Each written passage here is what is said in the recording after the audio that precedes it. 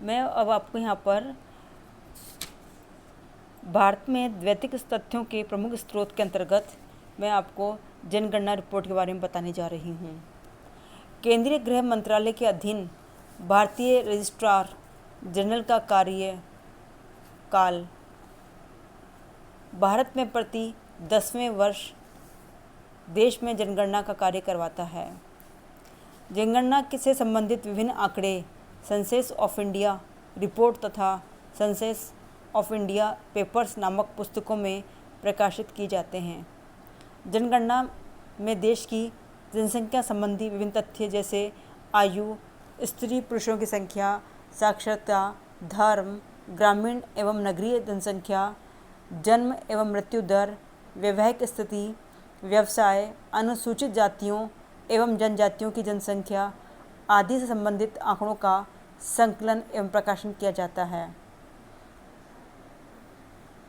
जनगणना का महत्व। जनगणना के माध्यम से देशवासियों के सामाजिक, आर्थिक और सांस्कृतिक जीवन के बारे में अनेक महत्वपूर्ण जानकारियाँ प्राप्त होती हैं। जनगणना के द्वारा हम देश की जनसंख्या, स्त्री पुरुषों का अनुपात, आयु संरचना, विभिन्न धर्मों को मानने वालों की संख्या, लोगों की आर्थिक स्थिति, जन्म दर, मृत्यु दर, विभिन्न प्रांतों की जनसंख्या, श्रम शक्ति, शिक्षा एवं साक्षरता की स्थिति एवं विभिन्न पेशों आदि के बारे में विश्वसनीय और महत्वपूर्ण जानकारी प्राप्त होती है। साथ ही देश में व्याप्त विभिन्न सामाजिक आर्थिक समस्याओं की जानकारी भी प्राप्त होती है। विभिन्न दृष्टियों से जनगणना के महत्व को हम दर्शा सकते हैं। समाजशास्त्रीय महत्व। समाजशास्त्रीय दृष्टि से जनगणना का एक विशेष महत्व है। इसके आधार पर हम देश की सामाजिक संरचना, सामाजिक रीति रिवाजों एवं सामाजिक समस्याओं के बारे में जानकारी प्राप्त होती है। शिक्षा के आंकड़ों से अशिक्षा की समस्या के बारे में तथा वैवाहिक आंकड़ों से बाल विवाह, विधवा की स्थिति आदि की जानकारी प्राप्त होती है। इसी प्रकार से पारिवारिक सदस्यों के आंकड़ों से एकाकी और संयुक्त परिवारों की स्थिति तथा परिवार के प्रकारों में परिवर्तन की दिशा का ज्ञान होता है। इसी प्रकार से बेकारी, गरीबी, स्वास्थ्य आदि की स्थिति का भी ज्ञान होता है। स्त्री शिक्षा के आंकड़े समाज में उनकी स्थिति के सुधार को व्यक्त करते हैं। राजनीतिक महत्व।